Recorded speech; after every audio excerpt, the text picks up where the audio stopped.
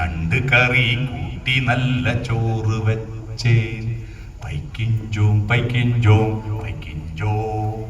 വിശക്കുന്നു. അങ്ങനെ ഒരു പാട്ടിപ്പോ പാടി എന്തിനാ പാട്ട് എന്ന് ചോദിക്കും. അങ്ങനെ ആർക്കാ വിശക്കുന്നത്? വിശപ്പില്ല, പക്ഷേ ആർത്തി കൂടുതലല്ലേ. വിശപ്പില്ലെങ്കിലും ആർത്തി വർദ്ധിക്കുക. നിങ്ങൾ ശ്രദ്ധിച്ചിട്ടുണ്ടോ? വൈകുന്നേരങ്ങളിൽ നമ്മുടെ യുവാക്കൾ വായനശാലകൾ തേടിയിട്ടോ ഫുട്ബോൾ കോർട്ടുകൾ തേടിയിട്ടോ ഓടുന്നതിനേക്കാൾ ഓടുന്നത് തട്ടുകടകൾ തേടി ഓടുകയാ. എന്തിനാ ഓടുന്നത്?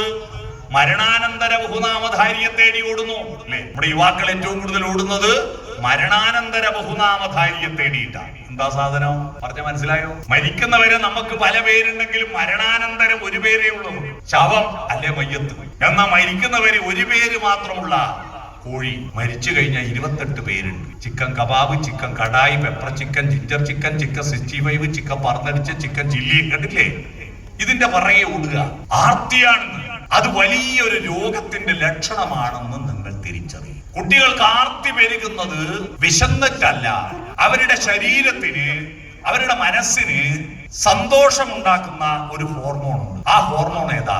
ഡോപ്പമിൻ എന്നതിന്റെ പേര്. ആ ഡോപ്പമിൻ ഉൽപ്പാദിപ്പിക്കുന്നത് എങ്ങനെ കിട്ടും? അതിനു വേണ്ടിയിട്ട് മനുഷ്യൻ അറിയാതെ അങ്ങോട്ട് പോകും. ഡോപ്പമിൻ കിട്ടുന്നത് എവിടെയാണോ അങ്ങോട്ട് പോകും. ഇപ്പൊ ഇവിടെ ഗാനമേള ഉണ്ടെന്ന് വിചാരിക്കും. ഗാനമേളക്ക് മുന്നോടിയായിട്ട് തിരുവാതിരയും മറ്റു പരിപാടിയും സാംസ്കാരിക സമ്മേളനമൊക്കെ ഉണ്ടെങ്കിൽ നമ്മുടെ മിക്ക യുവാക്കളും ഗാനമേള കഴിയുന്നവരെ ദൂരെ എവിടെയും പോയി നിന്നിച്ചോ മതിലും ചാരി നിന്നിട്ട് മൊബൈലിൽ നോക്കുന്നു. ഗാനമേള ഇങ്ങനെ തുടങ്ങുമ്പോഴേക്ക് ഇവരെല്ലാം ഇങ്ങനെ വരും. എന്തുകൊണ്ടാണ്? അത് അവരുടെ കുറ്റമല്ല. അവർക്ക് ഈ തിരുവാതിരയേക്കാൾ ഈ പ്രസംഗത്തെക്കാൾ ഡോപ്പമിൻ കിട്ടുക മൊബൈലിലുള്ള ഒന്നിക്കൽ ഗെയിം അല്ലെങ്കിൽ എന്തോ റീലായിരിക്കും. കൂടുതൽ ഡോപ്പമിൻ കിട്ടുന്നത് എവിടെയാണോ അവിടെ അവർ പോകും. നമ്മുടെ രക്ഷിതാക്കള് മാഷന്മാരോട് പോയിട്ട് മാഷെ എപ്പോ മൊബൈൽ കളിയാന്ന് കുറ്റം പറഞ്ഞിട്ട് കാര്യമില്ല. അവന് ഈ ഡോപ്പമിൻ കിട്ടാനുള്ള വഴി അറിയൂ.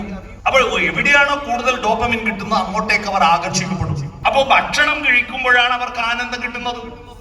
ശരീരത്തിൽ ആനന്ദം കിട്ടുന്നത് ഭക്ഷണം കഴിക്കുമ്പോഴാണ്.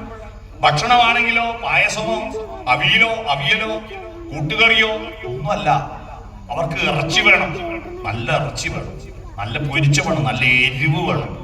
ഇതൊക്കെ കഴിക്കുമ്പോൾ കിട്ടുന്ന ഒരു ആനന്ദമാണ്. ഈ ആനന്ദം പക്ഷേ അടുത്ത തവണ അതിനേക്കാൾ എരിവുള്ള, അതിനേക്കാൾ രുചിയുള്ള, അതിനേക്കാൾ മസാലക്കൂട്ടുള്ള, അതിനേക്കാൾ അജിനോമോട്ടോ ഉള്ള കടകളെ തേടി പോകും. അതുകൊണ്ട് നിങ്ങൾ ശ്രദ്ധിച്ചോ, ഏത് പുതിയ കട തുടങ്ങിയാലും ഭയങ്കര തിരക്കായിരിക്കും. കാരണം അപ്പുറത്തെ കടയിൽ നിന്ന് വ്യത്യസ്തമായി പുതിയ മസാലക്കൂട്ടുകൾ അവർക്ക് ആകർഷിക്കും.